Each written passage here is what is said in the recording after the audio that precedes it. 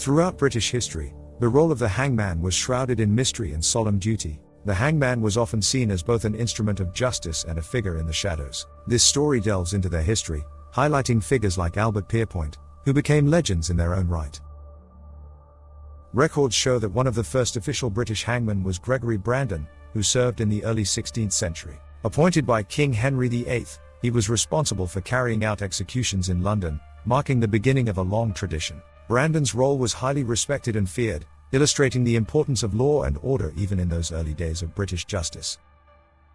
As British towns grew, public executions became a spectacle. Hangmen like Gregory Brandon were expected to carry out their duties with precision before large crowds. These events served as both punishment and a display of authority, reminding the public of the consequences of crime. William Calcraft became one of the most famous hangmen of the 19th century, with a career spanning over 45 years. Known for his unique method of short drop hangings, he often faced large crowds. His commitment made him a significant figure in British history, representing an era when the public was closely connected to justice. With society changing, Britain sought more humane execution methods. The introduction of the long drop method by William Marwood in 1872 was a step forward, aiming to make executions as swift and respectful as possible. These advancements reflected Britain's commitment to balance justice with compassion.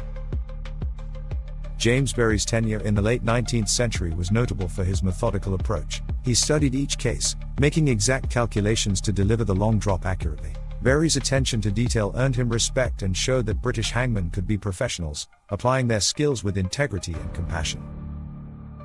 Albert Pierrepoint, one of Britain's most famous hangmen, approached his work with dignity. From 1932 to 1956, he carried out over 400 executions. Pierrepoint saw his role as a duty, separating personal judgment from his work. His commitment to fair justice made him a symbol of the British justice system during a turbulent time.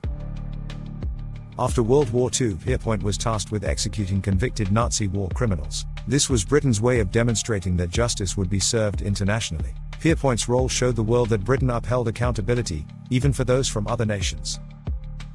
In 1868, Britain decided to move executions behind prison walls, ending the era of public hangings. The move reflected changing attitudes as society sought a more private, dignified approach to justice, underscoring a shift toward respect for human rights. The last execution in Britain took place in 1964. By this time, capital punishment was on the decline as society leaned toward more rehabilitative forms of justice. This marked a major turning point, as Britain transitioned to a system without the death penalty. British hangmen served during times when justice and order were paramount, each one shaping the role and bringing unique methods to the task. Today, they remind us of a past where the justice system evolved over centuries to meet the changing views of society, paving the way for a fairer, more compassionate Britain. Capital punishment was fully abolished in Britain in 1965. Today, Britain stands as a nation dedicated to upholding human rights, with a justice system focused on rehabilitation and reform. The history of British hangmen shows the journey from severe punishment to a modern approach that values life and fairness.